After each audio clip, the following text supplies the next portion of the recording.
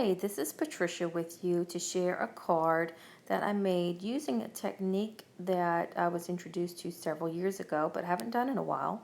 So I thought it would be fun to give it a try again. It's called stamp kissing.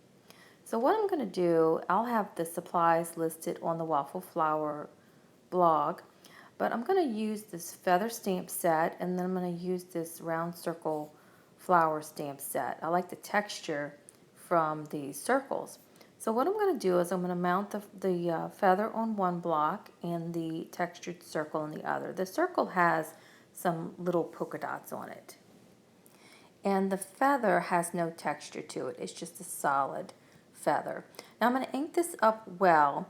And sometimes with new stamps or stamps you haven't used before, you may need to use an eraser because your ink will puddle a little bit. And I will say, because of the pattern circle with the polka dots that I'm using, it did puddle a little bit, but I still get a little bit of that texture that I want. So basically, I pressed that circle stamp onto my inked feather, and then I used a dry towel to wipe it because I don't want to introduce too much more ink to make more smushing happen. And then when you stamp it, you can see that you get texture. Because like I said, this feather stamp is solid. It would just be a smooth feather image. But now that I've pressed that polka dot circle on it, it gives it a little bit of texture. There's also a little bit of ink smushing because like I said, that circle stamp is very tiny and it may not show as much with this particular stamp. Every stamp I think is going to be a little bit different. Now I'm not sure how I'm going to design this card, but I think I'm going to just keep stamping using this kissing technique and repeat these feathers going one direction on one side and then rotate it on the next line. And just keep doing that and covering this whole sheet. And I'll just trim this down to the card panel that I need. Now in my original idea, I was thinking about die cutting some of these feathers, but you'll see in a little bit that I ended up changing my mind. As I built on this background, I just was inspired in a different way. So here's the next thing that I'm going to do. I'm going to use another one of those circle stamps that has texture to it, and now I'm going to use this tan or beige color, and I'm going to start layering some of that on top of the feathers. Now my idea for the feather and the colors that I've chose are from the August photo inspiration this month. In the photo there is a picture or a painting of a bird, and so that inspired me with the feathers, and then it kind of had the same colors, nice soft colors to it, almost beachy looking. So that's why I went with this particular look. Now I selected some little small circles from that same flower or round flower stamp set. And I'm just going to stamp again. I'm going to create that pattern and layer those images on top of what I have. And I'm going to pretty much stick with those two colors. And you'll see in a little bit I will change and go to a different blue. But I don't want any of those things to stand out too much. And because the circle has texture to it, those little bitty circles are solid. So even though it's the same ink color, it looks different, but it doesn't stand out too much because of the same color. And it's a fun way to layer stamps and get different looks with the same color ink. Now you can see that I pulled some of the newer stamps. I pulled the seashell and I pulled this little seaweed, because I started to get a little inspired by this maybe looking a little more nautical looking. So I decided to again use that same ink color and stamp the little seaweed on top of the textured circle. Now I'm going to go ahead and move on to a different shade of blue and stamp the little seashell kind of in between to fill in those empty spots. Now you can see I kind of goofed a little bit and I tried to restamp. I really need one of those little misty tools to help out with that. But I'm just going to keep going because I am going to trim this down probably and use it as a card panel. But I like the different color blues, and the seashell is just small enough to not overtake the rest of the design. It all blends well together. Now I decided to go ahead and add a little bit more in between. So I'm using those little cute bubbles from the same stamp set.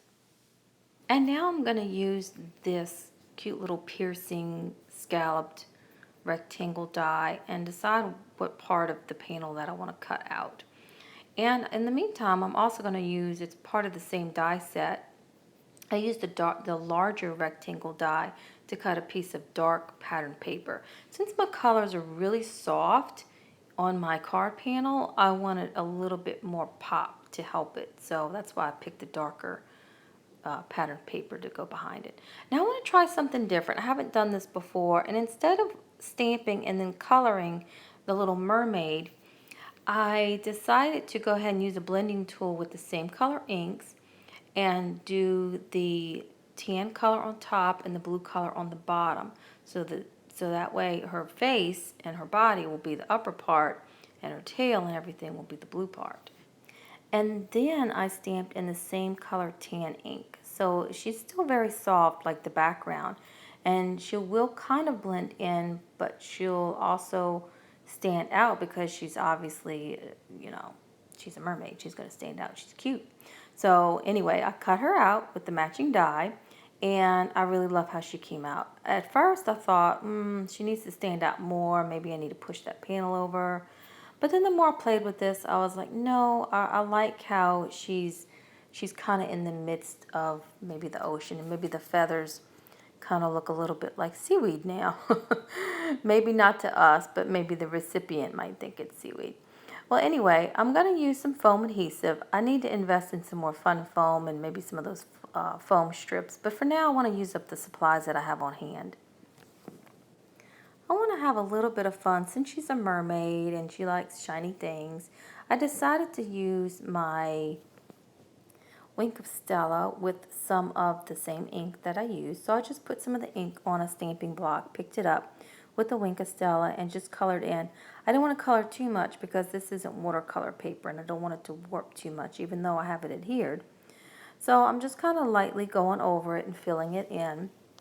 And it adds just a little bit of sparkle, not a whole lot, but just enough. And it also adds a little bit more color. So now I'm going to add the next color and fill the seashells in with the Wink of Stella and get all those colored in. Now, if you see what I see, I I did not stamp my sentiment. I was thinking I wouldn't stamp my sentiment because of the background, that I would just stamp it and then do little strips and cut them out. But then I did that and I didn't like how much it covered up my panel. So I'm taking a deep breath here and I was like, okay, I've got this mounted on here and I want to stamp now directly on here. So I gave it a try and thankfully it stamped just fine. And so I was like, phew, I don't have to start all over again. But if I did, I think I would have had enough panel to die cut another sheet. So now I'm going to get her positioned where I want her. And I think she looks kind of cute, kind of leaning into that sentiment. And then the last little detail that I'm going to add is a few little sequins because, again, she needs little sparkly things. And that will finish the card. I think she came out really cute on this little background that I created. And I hope this inspires you to try this technique out and maybe create your own background like this and layer your stamp images. And use different stamped images. Like I said, I mean, these are feathers. I wasn't planning on going with the nautical look like this. I wasn't even going to stamp the Little Mermaid, but it just really kind of went together. So anyway, that is it. Thank you so much for watching.